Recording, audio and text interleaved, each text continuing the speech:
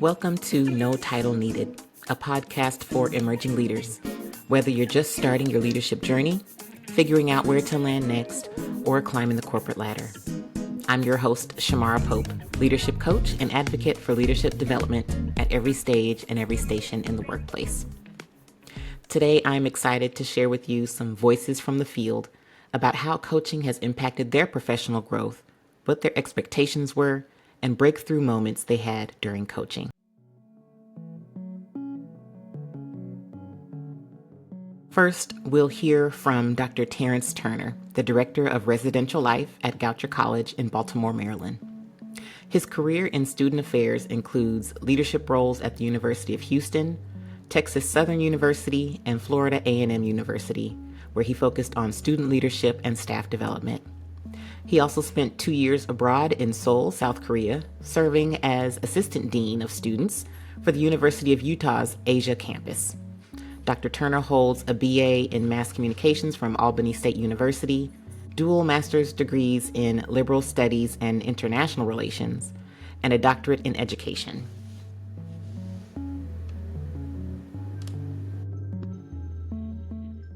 One way coaching has impacted my professional growth is understanding that you do not know everything at your current level. You knew enough to get the position.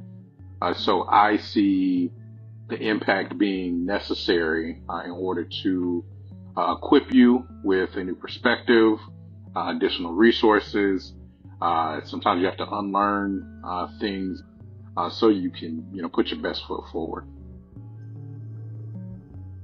Before I tried coaching, what did I expect and how was the experience different?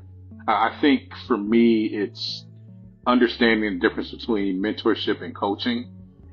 The coaching is more action-oriented. The coaching is equipping you with different strategies for different scenarios, and not necessarily issues of crisis, but as you navigate your role, being able to have the necessary skills to make good decisions, make sure you're taking care of your people, all these things through a management lens.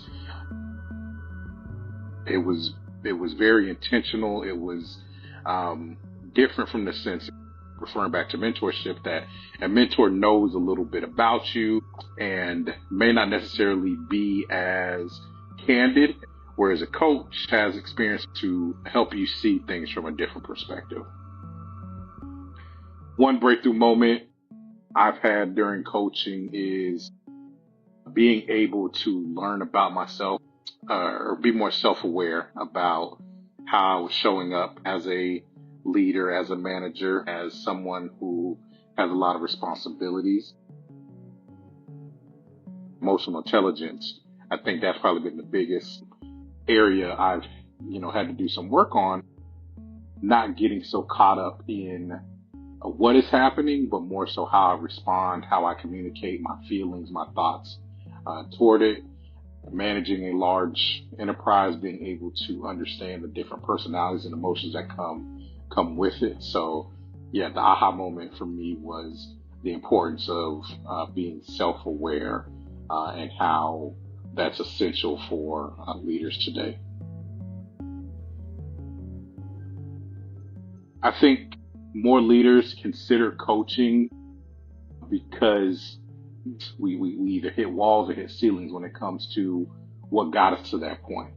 I appreciate coaching as a resource because it holds you accountable to your ambition, and in your current role, show up as the best version of yourself, who hit all the KPIs and outcomes that employers expect you to.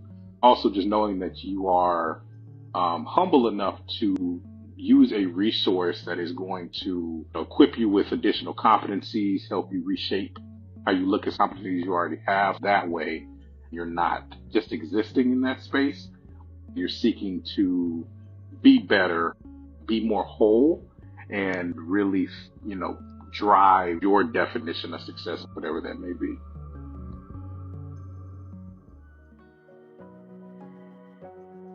Mrs. Michelle Campbell is the Administrative Officer for the Administrative Services Unit at the Centers for Disease Control and Prevention in Atlanta, Georgia. She earned her bachelor's degree in psychology from Spelman College and a master's in psychology from Argosy University. Over her 25 plus years of experience in the administrative field and federal civil service, Michelle served on public health emergency responses such as the COVID-19 pandemic. She has received numerous recognitions and awards for excellence, achievement, and professionalism. I'm really excited to share a few reflections on how coaching has shaped my professional growth and the way that I lead. Coaching has really helped me see the workplace from a broader perspective.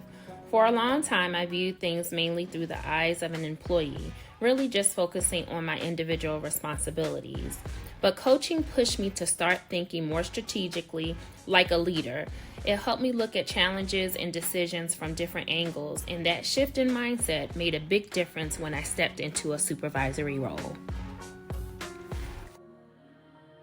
I thought coaching would be all about how I could grow my career and move forward as an employee. What surprised me was how much it ended up shaping me as a leader. Coaching made me take a closer look at myself, how I show up, how I communicate, and how my actions impact others.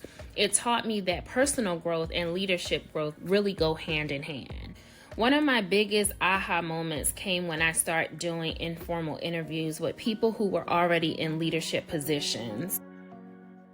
Their experiences gave me such valuable insight. I learned that leadership isn't about having all the answers. It's about being open, adaptable, and willing to keep learning. Those conversations really helped shape my own leadership style that I practice today. I think every leader should consider coaching because we never stop learning. There's always something to gain from another person's perspective. Coaching helps us stay grounded and remind you that leadership is about growth, about being open, curious, and always being willing to evolve. That makes a true leader effective and impactful. Coaching has reminded me that growth doesn't come from a title. It comes from staying teachable and leading with purpose right where you are. I hope my story encourages other emerging leaders to invest in themselves and to step confidently into leadership no matter what stage they're in. Michelle and Terrence are two longtime members of my village, a circle of friends and colleagues who believe in the collective power of wisdom. I'm honored that they took the time to share their thoughts and experiences with us. These two outstanding individuals have walked with me through some challenging professional experiences, and I credit them and many others for being instrumental in my leadership journey. Before we wrap this episode, I'd like to share some of my own clarifying coaching moments.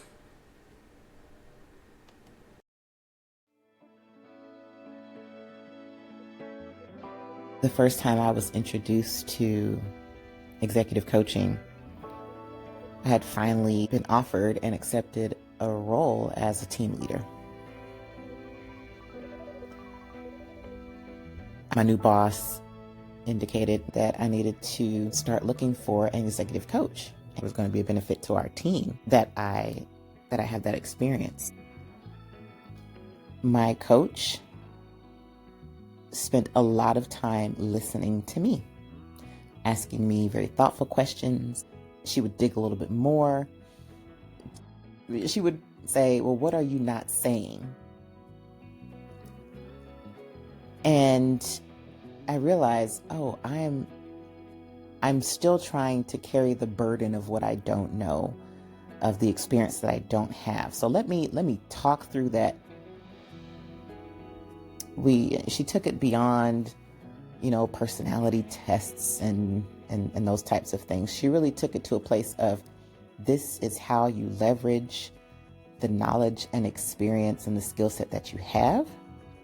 And this is how you can work on acquiring the skill sets that you want and that you need based on a set of goals and a set of values that I shared with her early in the process.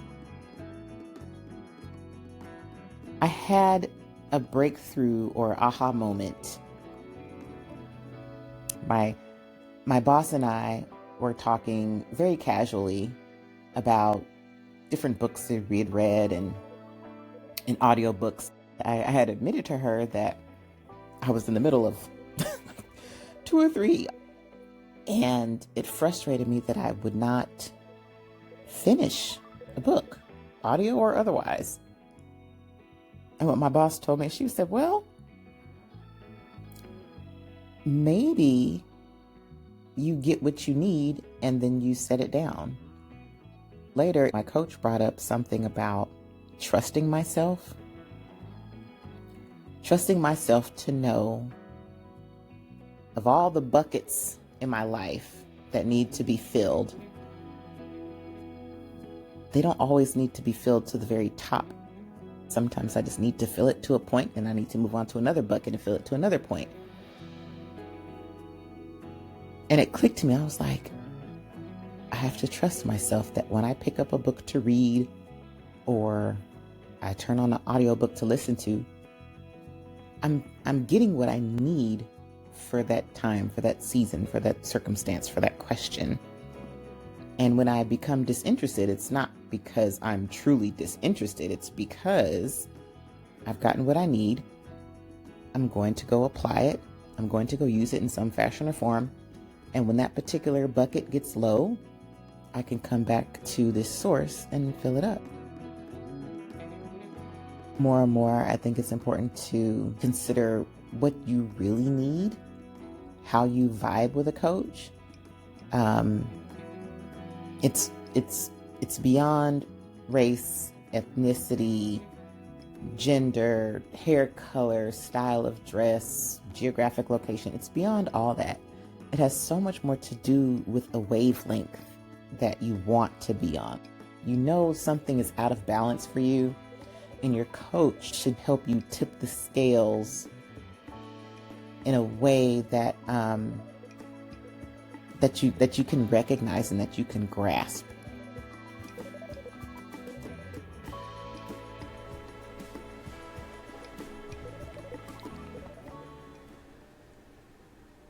Thanks for listening to No Title Needed.